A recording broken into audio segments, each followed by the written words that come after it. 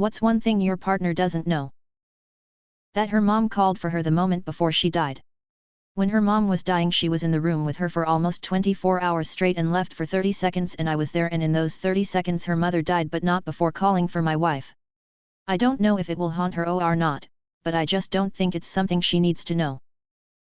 She suffers from depression, and when she hits a slump she feels like laying in bed and doing nothing, even though 99.9% of the time just getting out of bed and doing something, anything will make a dramatic difference in her day. So usually when she hits a slump I'll manufacture some fake emergency that only she can help me solve, like, hey babe, I think one of the cats has a scratch on his face but he won't hold still for me to look. Of course, the cat is fine, but I just tricked her into getting out of bed and doing something, and that's always the hardest part. Edit, didn't expect this to blow up, reading all the replies and crying happy tears. Thanks Reddit strangers. That I have a folder of photos on my computer called Places I Have Found My Wife's Shoes that is legitimately filled with thousands of pictures of my wife's shoes that are neither in the closet or shoe rack. I started it years ago as a joke and it has gotten out of hand. Nothing. She reads my Reddit comments all the time. Don't you? Fucker. I'm happy with how wholesome this thread turned out. I thought it was gonna be filled with some dark-ass secrets. My wife doesn't know her Kindle is connected to my Amazon account and I can see the many alien sex novels she's read. When we were dating she tickled my feet and I acted as if I wasn't ticklish. 13 years later she will tickle them and be amazed I am not ticklish, every time it tickles. I have to hide this forever. My wife is the biggest softie for animals, and we have birds that nest right in a column on our porch. One day a baby bird fell out and she saw. Well, it ended up dying, but I buried it and told her that I saw the mama bird come down and get it. It made her day so much better that I haven't had the heart to tell her it died and probably never will. I also distract her whenever I see roadkill coming up, or tell her it was just a plastic bag or something. That I know our daughter's Reddit account, and that I check in on her regularly. I feel deep, profound guilt about following her, because while I respect her privacy I know that she has significant physical and emotional issues. She's at college out of state, and battles with clinical depression and an unusual and incurable chronic illness, and she really tries not to let on to the world when she's going through a rough patch. She'll make a comment or post something that lets me know that she's feeling crushed or broken, and I'll coincidentally reach out to her the next day and give her an opening to talk about anything that's bothering her. Most of the time it works and she'll vent for a while and feel a little better. Some of the time we just trade pictures of cats. Either way, she knows that she's loved and that someone is thinking of her. If I told my wife about this, she'd blow the whole thing up and like a bull in a china shop she'd make it pretty clear that she knew our daughter's account and immediately interject herself into our daughter's life so she could fix everything. I understand that, because my wife is brilliant and protective and only sees the world in black and white. But I also understand that my daughter has to fix her own life, and that she's doing it every day, but that it doesn't hurt to have someone text her out of the blue and tell her a dad joke and try and make her laugh while she's doing it. I wrestle with the idea that I'm simultaneously a bad parent and a bad husband because of this. I've been married for almost 30 years, and this is the only thing I've ever kept from my wife. I hate it, but it's a hole I dug for myself, so I have to sit in it alone. How to shut a drawer at less than 126 miles per hour. Whenever we get fast food to go, she enjoys eating the extra fries which have fallen out of their carriage and into the bag. I'm not really sure why she enjoys them so much, but whenever there aren't any, I drop a few down when grabbing my fries secretly and then give her the bag. It's been 8 years, haha. I always grab my fries last and she's never noticed. Holy cow. After all of these comments, I'm definitely getting a burger and fries tonight. When we watch movies together we always snack. One of our favorites to munch on during the movie are the Sour Punch bites.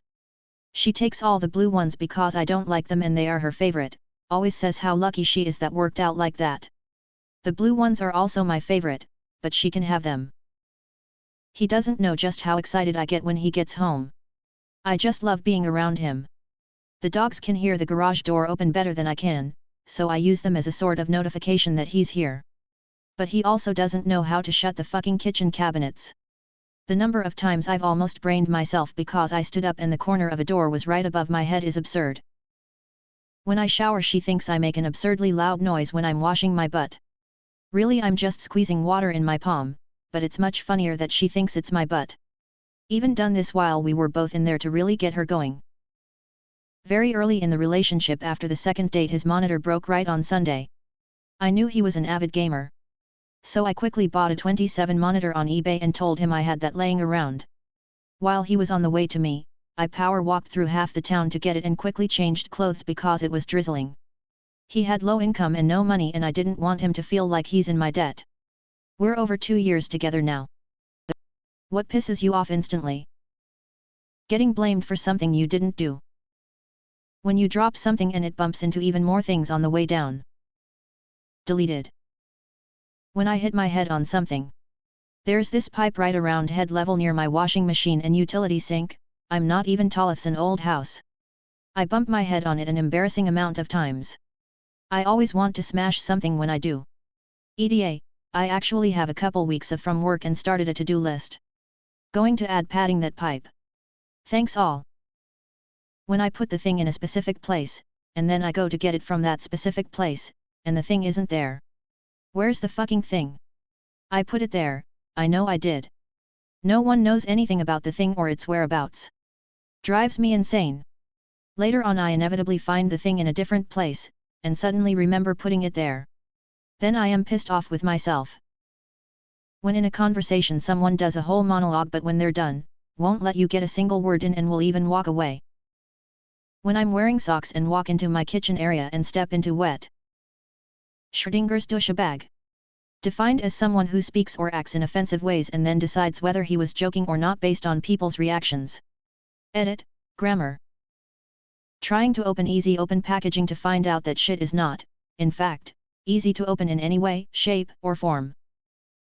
People who don't let others off things, elevators, subways, etc., while they try to get on. Cut in lines. People who always interrupt you when you're mid-sentence. Being volunteered without my consent. Being treated like a child, or like I'm stupid. Instant rage. R/idiots in cars. As a nurse, patients that spit at me. Very few things make me want to cock punch you like spitting at me. Serious, what is the worst thing you have seen on the internet? I've watched a lot of the gory side of the web and I've seen some stuff and some things. The thing that messed me up the most actually wasn't that graphic, comparatively, but it was so traumatic. Guy in Cleveland goes on a shooting spree and records the whole thing live. He's apparently upset with his girl and is sending her a message or something. He comes across this little old man, just walking down the street, minding his own business. He gets out of his truck, asks the old man to say something for the camera about the girl, and then pulls out his gun and shoots him right in the face. Ugh, it was heartbreaking. Poor guy had no idea that would be the end of his life. He wasn't bothering anyone. No reason for it except this complete psychopath. I can't watch any of that stuff anymore. A person crying over someone that just got rolled over by a car, getting rolled over by a car. I always thought that I was pretty desensitized to all the wild and crazy shit, but just recently I watched a video of this kid, probably 13 to 15, kill himself with a shotgun while his friends on Discord are begging him not to do it. And to make things worse, his mom walks in and finds him. Gore videos really don't bother me, but all the audible details in that one really messed me up for the rest of the week. A video on here of a guy getting turned into flying ground meat by a lathe. A video of a guy getting his arms and legs chopped off, then his head chopped off by a Mexican cartel. A young immigrant from India in Canadian factory got his feet stuck in that big cable roll and that roll got out of control, which smashed the guy to the ground like 15 times until somebody got there and pushed emergency stop. The way his body was looking haunts me to this day. Deleted. Probably the Mexican cartel video where they flay a man's face while he's alive, or something similar to that. Seen plenty of messed up things, but that unsettled something within me. I was around when that dude on 4chan murdered his girlfriend and the posts were still coming in, and being reposted on Reddit as soon as they did. It was pretty wild. Didn't feel real. I saw a man cry and beg for his life while being decapitated slowly with a knife when I was 14. After the head was off, the placed football with it. Those sounds and the fear in his eyes was something that stuck with me. These kin comments make me glad I never found Live Leak or any of the NSFL subs. I've seen a lot both IRL, I used to be a paramedic, and online, but the worst one I ever saw was the one with a few cartel members killing of a guy whose face they'd skinned completely. They were stabbing and slashing his face and his tongue repeatedly with a box cutter. The Funky Town video irk. Sick shit. During a motor race, two pit crew guys ran across the road. The first guy barely made it, but the second guy got hit so hard his body was flung up into the air, spinning so fast he was ripped half. I once ended up in a Discord server for people with mental disorders, and it wasn't a support group like I thought. It was mostly narcissists and sociopaths trading ideas on how to manipulate people. I left without ever saying a word. Edit: I can't post a link for 2 reasons, I don't remember the name, and, even if I did, it risks my safety. If these people are sick enough to share that type of info, they're sick enough to try doxing me. A small child, maybe 7, after a gas tanker exploded, burned his whole body. He was still alive and sitting down, shocked, didn't know what to do, occasionally moaning in pain. He didn't even look human. That one bothers me some days. Edit: great. Now my most popular comment is ABT burnt children.